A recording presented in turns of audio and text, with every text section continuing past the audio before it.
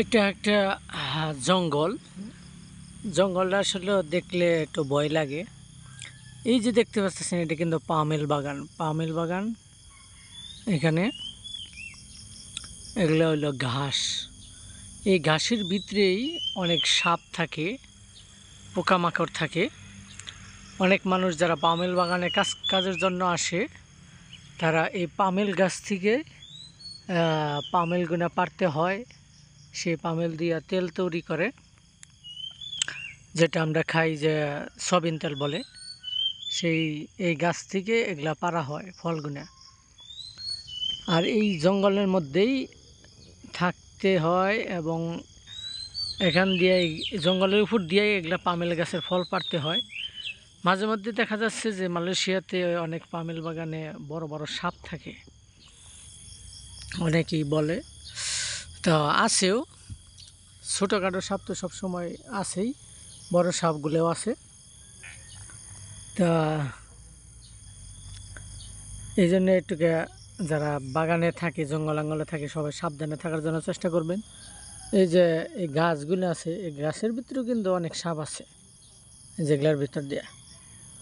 কিন্তু এই যে জঙ্গল আসলে, এদিকে অনেক মানুষ চলাফেরা করে, আবার রাস্তাও আছে। এখানে একটু দেখলে আসলে একটু ভয় লাগে জায়গাটা দেখলে। আমি একটু বসে আসছিলাম, এখন খারাইলাম। তো আমি খারাই চতুর মধ্যে একটু ঘুরে দেখাচ্ছি।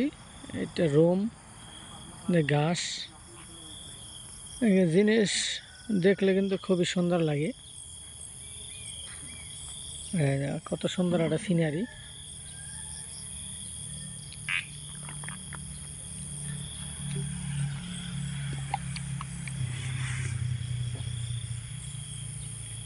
দেখলে খালি দেখতেই মনে চায়।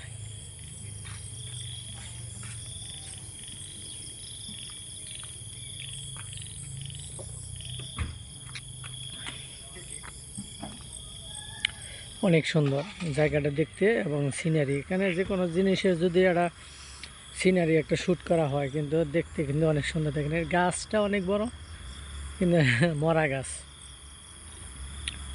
ভালোই লাগে দেখতে। যা হোক, ভিডিওটা ভালো লাগলে অবশ্যই লাইক কমেন্ট শেয়ার করবেন।